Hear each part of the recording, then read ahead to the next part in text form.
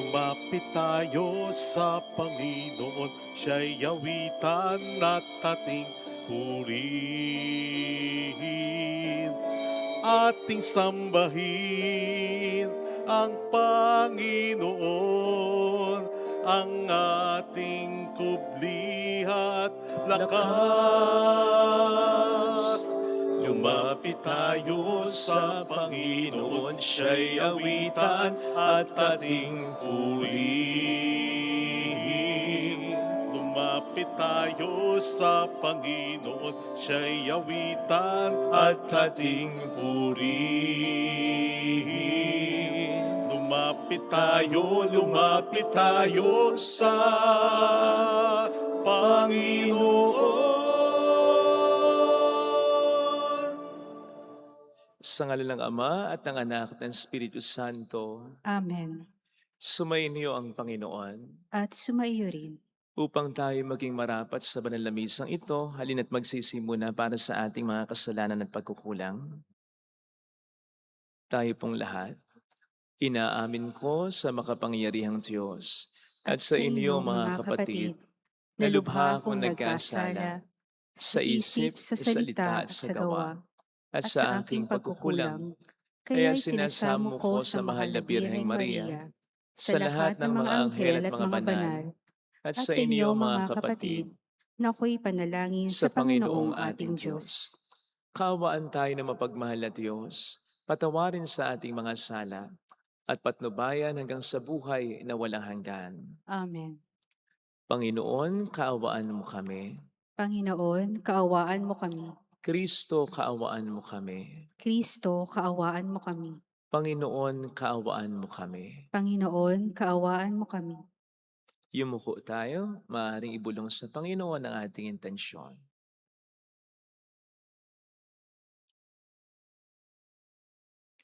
Manalangin tayo. Ama naming makapangyarihan, pinangangatawanan mong manahan sa mga may loobing tapat at maasahan. Sa kagandahang loob mo, kami naway makapamuhay bilang mga mapalad na maging iyong tahanan. Sa pamamagitan ni Jesucristo, kasama ng Espiritu Santo magpa sa walang hanggan. Amen.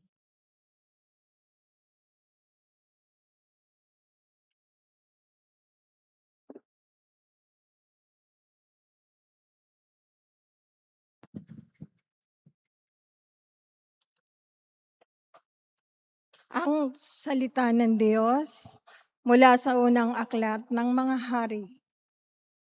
Noong mga araw na iyon, nakarating sa pandinig ng reyna ng Siba ang mga balita tungkol kay Solomon.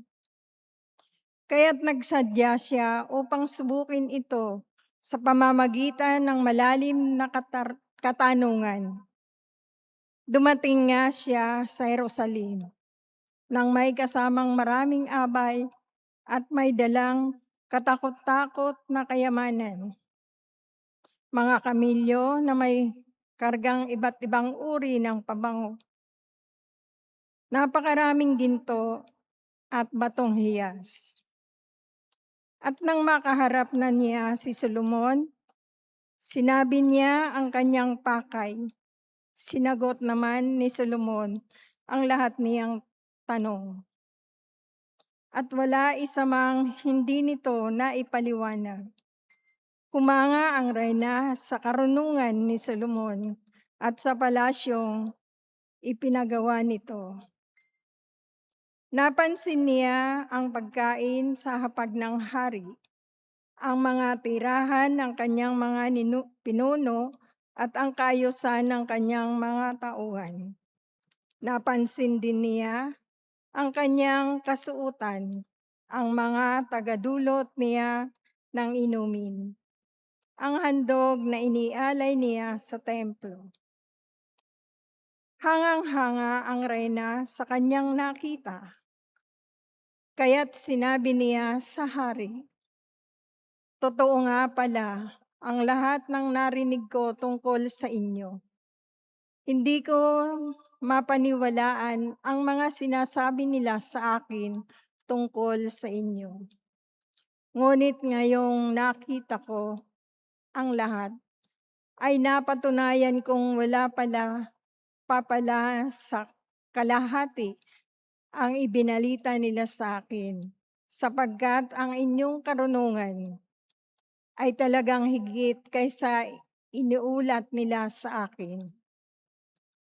Mapalad ang inyong mga asawa, mapalad ang inyong mga tauhan sapagkat lagi nilang naririnig ang inyong karunungan.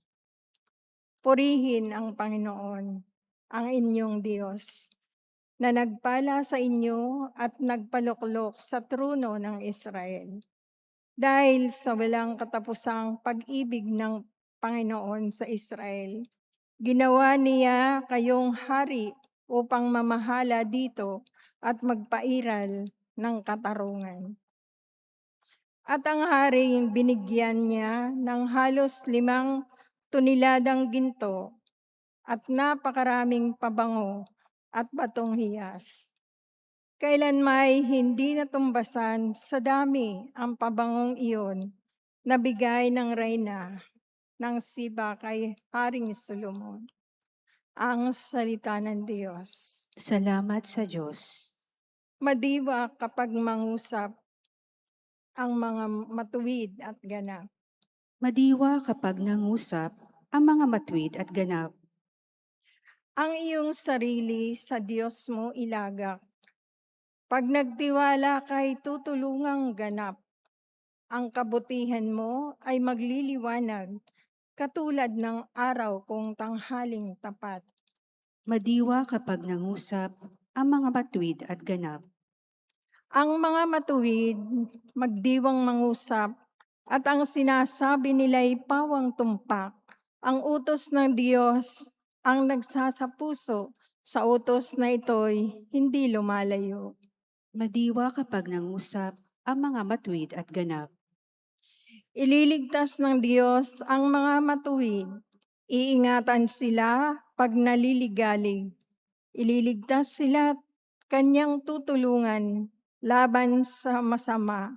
Ipagsasanggalang sapagkat sa poong nangungubling tunay. Madiwa kapag nangusap ang mga matuwid at ganap.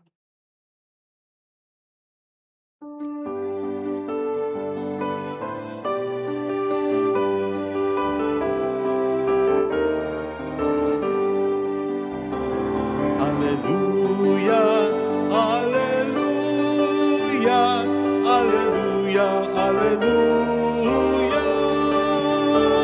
Hallelujah, hallelujah, hallelujah, hallelujah. Sumainyo ang Panginoon. At sumaiyo rin. Ang mabuting balita ng Panginoon ayon kay San Marcos. Papuri sa iyo, Panginoon. Noong panahong yon, muling pinalapit ni Jesus sa mga tao at sinabi sa kanila, "Makinig kayong lahat at unawain ang aking sasabihin. Hindi ang pumapasok sa bibig ng tao ang nakapagpaparumi sa kanya sa mata ng Diyos, kundi ang mga nagmumula sa kanya. Ang may pandinig ay makinig." Iniwan ni Jesus sa mga tao at nang makapasok na sa bahay, siya'y tinanong ng kanyang mga alagad tungkol sa talinghaga. "Kayo man ba'y wala ring pangunawa?" Tugon ni Jesus, "Hindi ba niyo alam na hindi nakapagpaparumi sa tao ang kinakain niya, sapagkat hindi naman pumapasok iyon sa kanyang puso, kundi sa tiyan, at pagkatapos ay dinudumi?" Sa pagkasabi nito'y para nang ipinahayag ni Jesus na maaaring kanin ng lahat ng pagkain. Nagpatuloy siya sa pagsasalita. Ang lumalabas mula sa tao ang nagpaparumi sa kanya sa mata ng Diyos. Sapagkat sa loob sa puso ng tao, nagmumula ang masamang isipang naguudyok sa kaniya na makiapid, magnakaw, pumatay, mangalunya, mag-imbot, at gumawa ng lahat ng kabuktutan tulad ng pangdaraya, kahalayan, pagkainggit, paninirang puri, kapalaluan, at kahangalan. Ang lahat ng ito'y nanggagaling sa puso ng tao at siyang nagpaparumi sa kaniya. Mga kapatid, ang mabuting balita ng Panginoon. Pinupuri ka namin, Panginoong Hesukristo. Welcome sa Our Lady of Lassel at Quasay Parish kung saan ayos lang pong umiyak at samahan tayo ng mahal ay nasa pag-iyak at sa pagdarasal upang maging maayos ang lahat.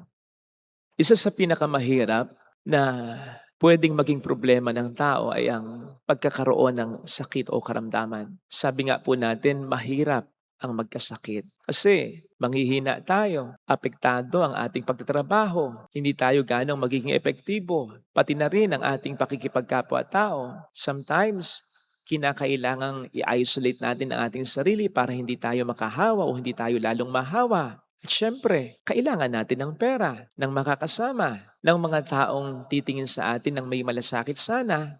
At sana, kung mabilis lang ang gamutan, papaano kung tumagal pa? At papaano kung hanggang kamatayan na? Napakahirap niyan, di ba?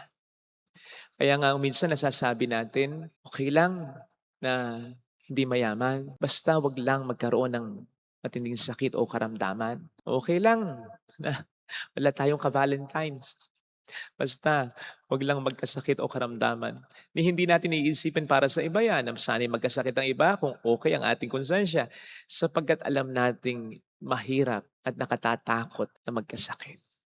Kaya nakapagtataka ang katotohanan na hindi lahat ng tao ay iniiwas ng Diyos sa karamdaman. Kung paano nakapagtataka rin naman na hindi lahat ng may sakit na tumatawag sa Kanya ay binibigyan niya rin ng kagalingan. May mga kakilala po tayo na nag-iingat naman, maayos naman ang pagkain, okay naman ang tulog, walang bisyo, nag-eehersisyo, pero nagkakasakit. Kung paanong may mga kilala din tayong mga may sakit na sa kabila ng matinding gamutan at nagsisimba, nagdarasal naman ay hindi gumagaling sa kanilang karamdaman. And so, what do this mean? Anong ibig nitong sabihin sa atin? Para malaman din natin kung anong mas dapat nating gawin. Well, first of all, dapat po nating maisip na noon pa man, nandyan ang katotohanan yan. Noon pa man, may sakit na sa mundong ito.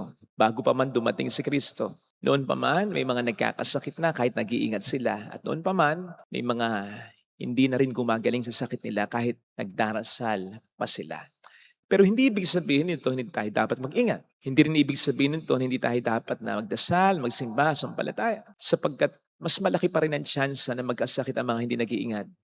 At mas malaki pa rin ang tsansa na gumaling ang mga nagdarasal at sumasampalataya. Hindi na po natin kailangan bang pag-usapan o pagtunayan na mas marami pa rin nagkakasakit na mga hindi nag-iingat kaysa mga nag-iingat. But I think you should know na sa Biblia ay bagamat may mga pinagaling si Kristo na hindi mo na sumampalataya sa Kanya, ay napakakaunti lamang nito kumpara sa napakaraming bilang ng mga pinagaling niya na sumasampalataya muna sa Kanya.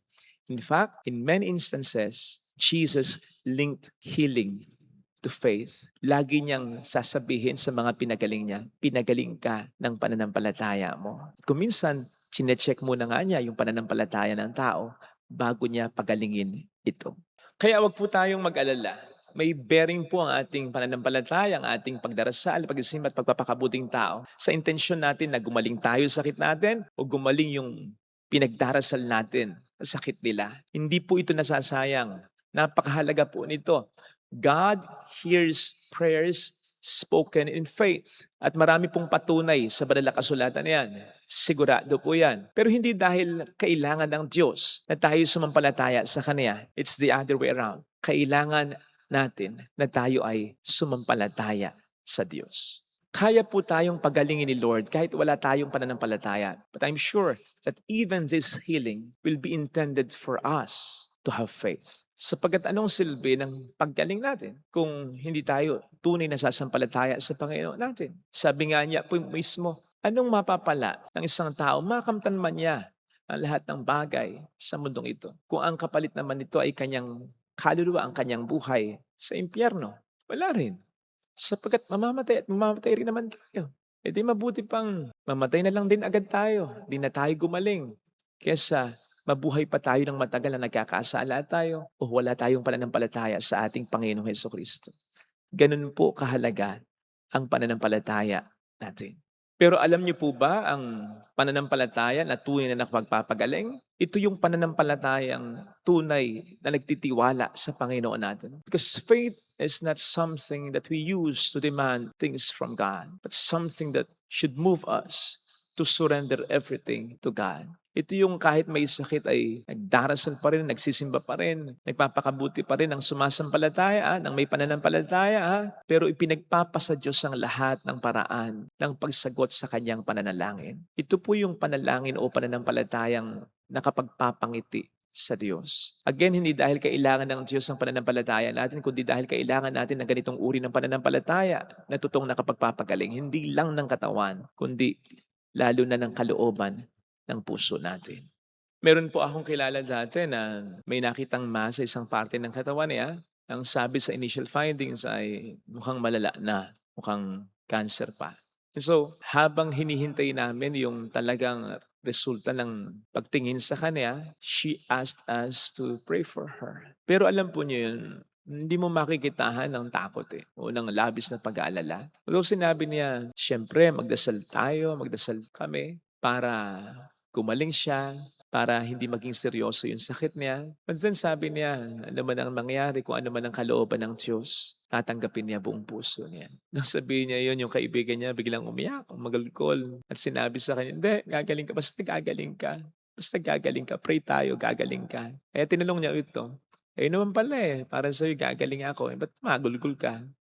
Basta gagaling ka. Yun lang ang naging sagot sa kanya. Alam po ninyo, gumaling nga siya. Pero yung kaibigan niyang humagulgol noon, patay na.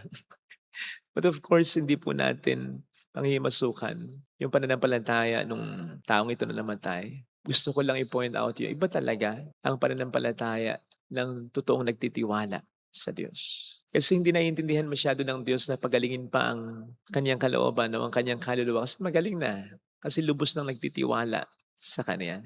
Alam kasi natin na sometimes God really uses our problems like our sicknesses to purify our hearts, to purify our soul.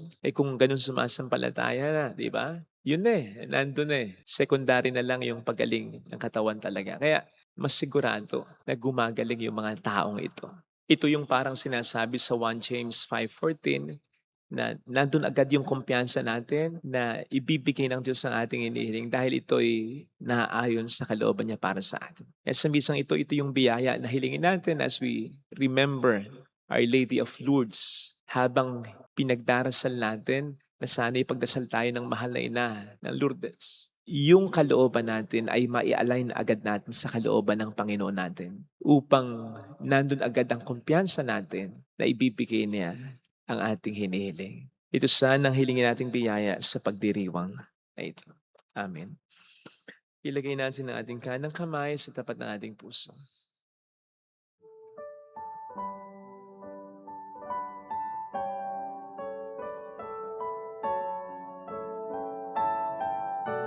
Awitin natin. Alam kong may magagawa ang Diyos.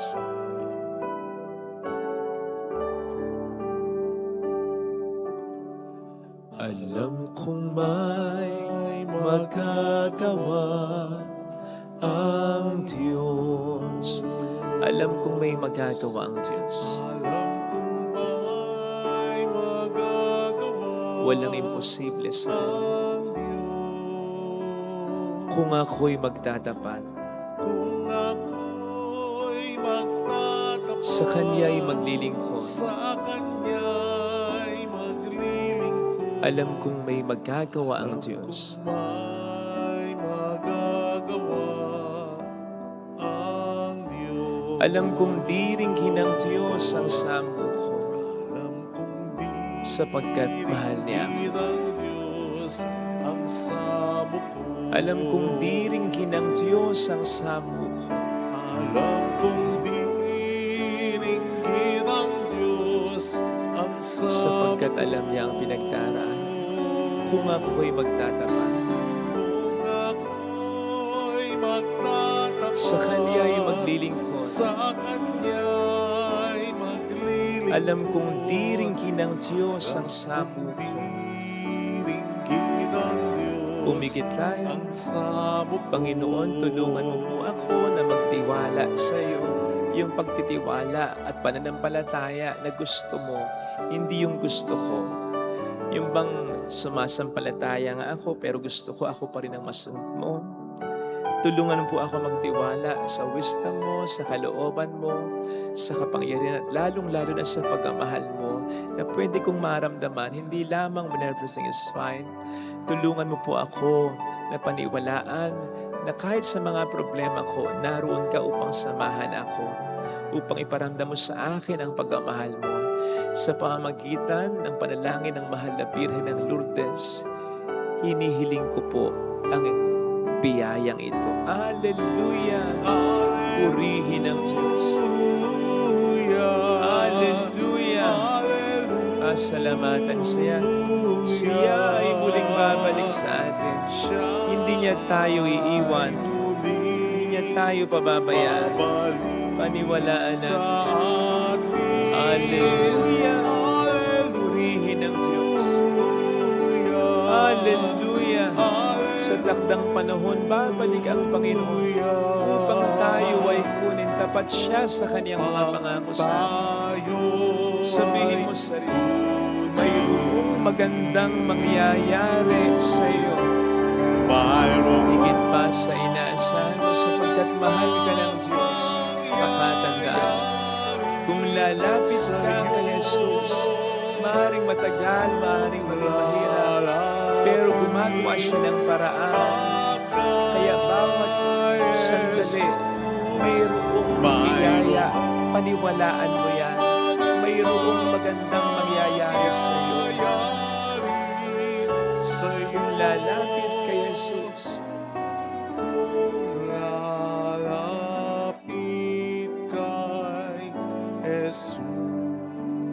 papuri sa Ama at sa Anak sa Espiritu Santo. Kapara na sa unang-una, ngayon, magpakailanman at magpasawalang hanggan. Amen. Pag-aalay.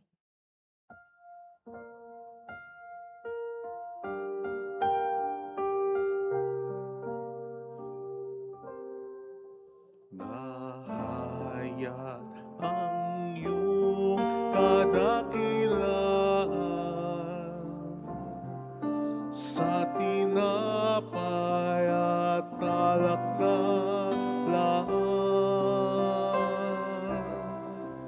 Patikim ng dulot mong kaligtasan, halik ng langit sa amin iyong sambayanan. Ang iyong katawan ay inihain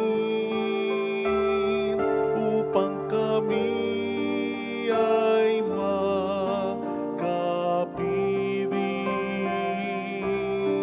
Pagliligtas mo ngayo'y inaalala. Pasasalamat sa iyong dambana. Nahayag ang iyong kadakilaan sa tinapay at alak na laan. Matikim ng dulot mo kaligtasan, halik ng langit sa amin iyong sambayanan. Manalangin tayo, pang ating handog ay maging kalugod-lugod sa Diyos Amang makapangyarihan. Tanggapin nawa ng Panginoon itong paghahain sa iyong mga kamay, sa kapurihan niya at karangalan, sa ating kapakinabangan at sa buong sambayanan niyang banal. Ama naming lumikha, kami naway dalisayin at panibaguhin ang aming gaganaping paghahain. Kami naway itaguyod ng gagawin namin ito sa pagnais naming sundin ang loob mo. Sa pamamagitan ni Jesucristo, asama ng Espiritu Santo magpas sa walang hanggan. Amen. Sumainyo ang Panginoon. At sumaiyo rin. Itaas sa Diyos ang inyong puso at diwa. Itinaas na namin sa Panginoon. Pasalamatan ng Panginoong ating Diyos. Marapat na siya ay pasalamatan. Ama naming makapangyarihan, tunay ngang marapat na ikaw ay aming pasalamatan. Pinagbibigyan mo ito'y aming maihayag kahit na ito'y walang anumang maidaragdag sa kadakilaan sa iyo ay likas. Sapagat sa pagpupuri namin ang nakikinabang ay kami rin na iyong pinakikiharapan sa pamamagitan ng iyong anak na minamahal. Kaya kaisa ng mga anghel na nagsiawit ang papuri sa iyo nang walang humpay sa kalangitan, kami nagbubunyi sa iyong kadakilaan. Santo, Santo, Santo, Panginoong Diyos ng mga hukbo, napupuno ang langit at lupa ng kadakilaan mo, o sana sa kaitaasan. Pinagpala ang naparirito sa ngalan ng Panginoon, o sana sa kaitaasan. Ama naming banal, ikaw ang bukhal ng tanang kabanalan, kaya't sa pamamagitan ng iyong Espiritu, gawin mong banal ang mga kaloob na ito, pang para sa amin ay maging katawan at dugo ng aming Panginoong Hesukristo. Bago niya pinagtiis ang kusang loob na maging handog, hinawakan niya ang tinapay, pinasalamatan kaniya, pinaghati-hati niya iyon, iniabot sa kaniyang mga alagad at sinabi, "Tanggapin ninyong lahat ito at kanin. Ito ang aking katawan na ihahandog para sa inyo."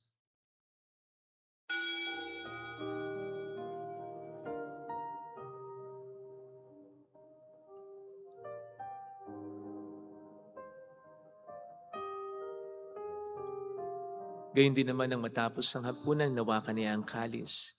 Muli kanyang pinasalamatan. Iniabot niya ang kalis sa kaniyang mga alagad at sinabi, "Tanggapin ninyong lahat ito at inumin. Ito ang kalis ng aking dugo ng bago't walang hanggang tipan. Ang aking dugo na ibubuhos para sa inyo at para sa lahat, sa ikapagkapatawad ng mga kasalanan. Gawin niyo ito sa pag-alala sa akin."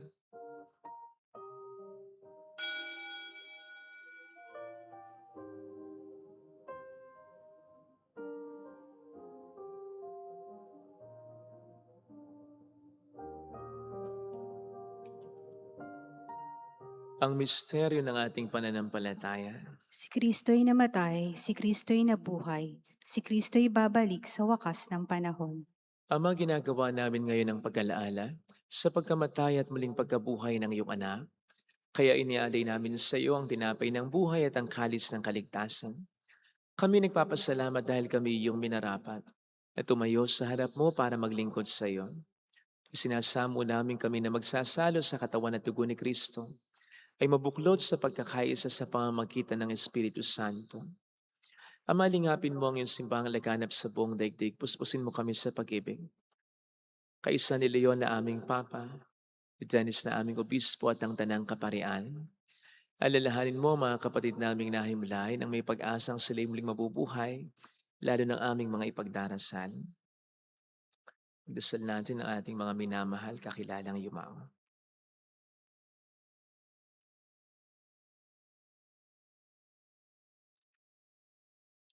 Kaawaan mo sila at patuloyin sa iyong kaliwanagan. Kaawaan mo at pagkitapatin kaming lahat na makasalo sa iyong buhay na walang wakas. Kaisa ang mahal na Birhen ng Lasalet, ang ina ng Diyos. Isa Jose ang kabiyak ng kanyang puso. Lahat ng mga banal na namuhay dito sa daigdig ng kalugod-lugod sa iyo. May pagdiwang naman namin ang pagupuri sa ikararangal mo sa pamamagitan ng iyong anak na aming Panginoong Hesukristo. Sa pamagitan ni Kristo, kasama niya at sa Kanya, ang lahat ng parangal papuri ay sa iyo, Diyos amang makapangyarihan, kasama ang Espiritu Santo, magpasawalang hanggan.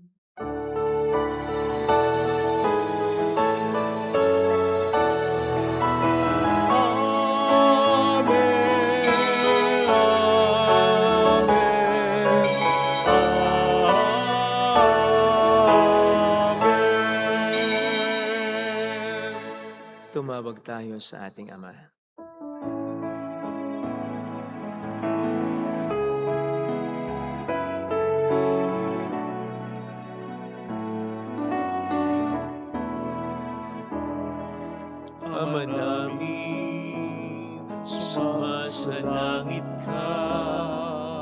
sambahin ang ngalan mo,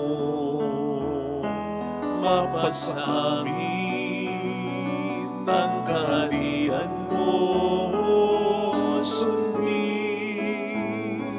ang loob mo dito sa lupa para lang sa langit.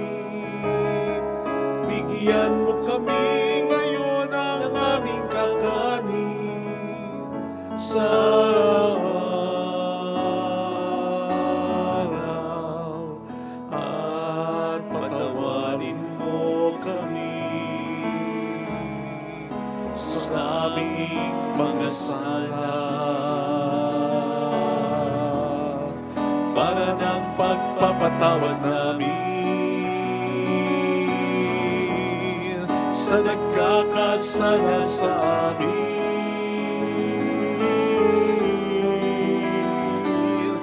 At huwag mo kaming ipahintulot sa tukso, at iadya mo kami sa lahat ng masama.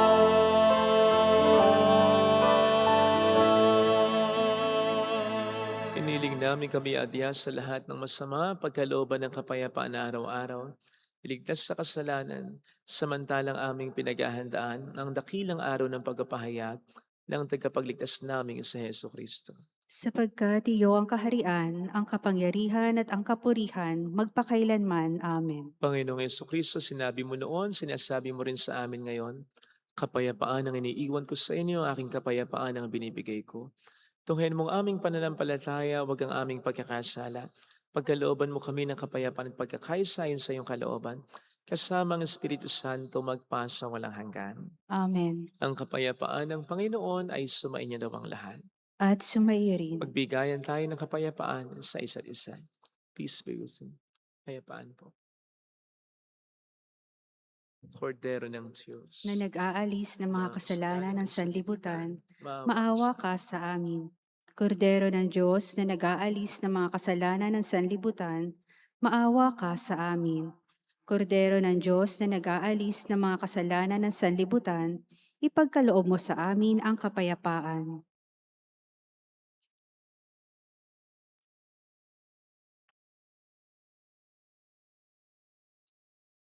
narito sa harap natin ng Panginoon ang ating buhay at kaligtasan. Mapalad tayong inaanyayahan. Panginoon, hindi ako karapat-dapat na magpatuloy sa iyo, ngunit sa isang salita mo lamang ay gagaling na ako.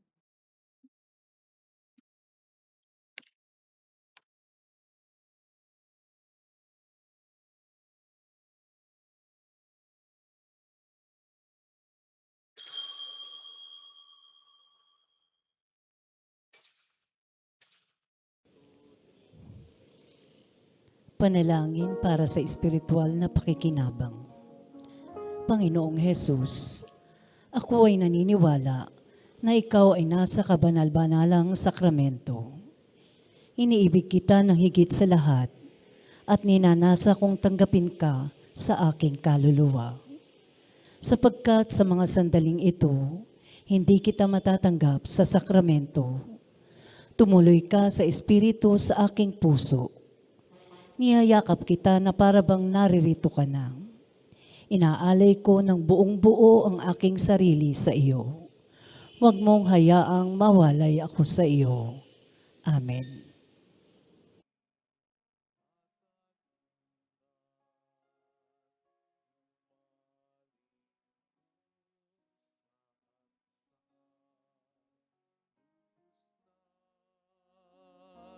Nakalimutan pag-ibig mo ang kasagutan.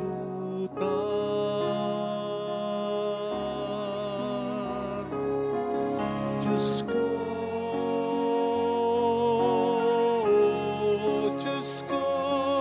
ang buhay ko ay laan sa'yo. Walang ibang ninanais maliban sa pag-ibig mo. Diyos ko, Diyos ko, gawin mong muli ako sa'yo. Muling ipaubaya ang sarili sa iyong pagkalinga. Muling ipaubaya ang sarili sa iyong pagkalinga.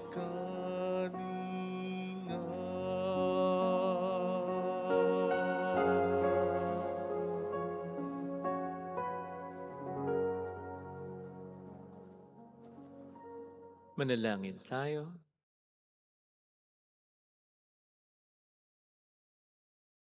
Ama naming mapagmahal, sa pagkahit inuming pagkakaisang binibigay kami ni loob mong makapakinabang, kaisa ni Kristo kami naway makapamuhay upang makapamunga ng may kagalakan para sa kapakanan ng aming kapwa-tao sa libutan. Sa pamamagitan niya, kasama ng Espiritu Santo, magpasa walang hanggan. Amen. Holy God, Holy Mighty One, Holy Immortal One. Have mercy on us and on the whole world. Holy God, Holy Mighty One, Holy Immortal One. Have mercy on us and on the whole world. Holy God, Holy Mighty One, Holy Immortal One. Have mercy on us and on the whole world. Jesus, King of Mercy, We trust in you. alalahanin, Alalahanin, O mahal na Birhen ng Lasalet, ina ng pag-asa, ikaw ang nagpaalala sa aming magbalik loob sa Ama. Ito ang nagpapatunay na ang kagandahang loob mo'y nananatiling busilak. Sa pag-aaruga mo sa amin, tungkulin mo'y tinupad. Sa paanan ni Kristo'y itinuring mo kaming mga tunay mong anak. Kaya ninais mong ni isa'y huwag mapahamak. Maging sa iyong walang tigil na pananalangin, pati luhay pumatak. Huwag naman mawala ng saysay ang iyong paghihirap. Hiling nawa namin sa iyo o aming inang liyag, na matapos ang pakikibaka namin sa mundong ito at sa pananatili naming tapat kay Kristo, sa kapurihan mo'y makibahagi kaming ganap, upang kung nasaan ka ngayon ay maparoon din kaming lahat, at ang kaganapan ng kaluwalhatian ng Diyos Amay tuluyang matupad siya nawa.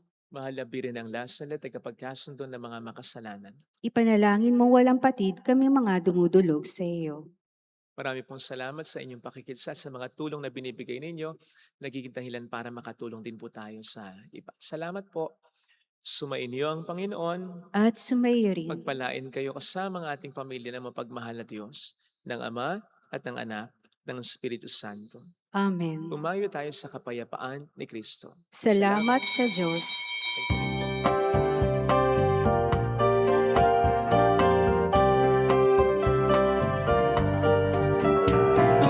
Aming iniaalay ang pag-ibig na walang kapantay. Okay sarap mabuhay kung may nagmamahal,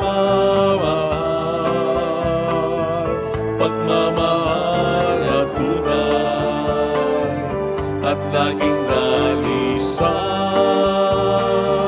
Ang Birhen kong umibig ay walang siramis, pagsintang sa nalinis sa iyo hanggang langit. O Birhen, Birheng mahal, sa awit at sa dasal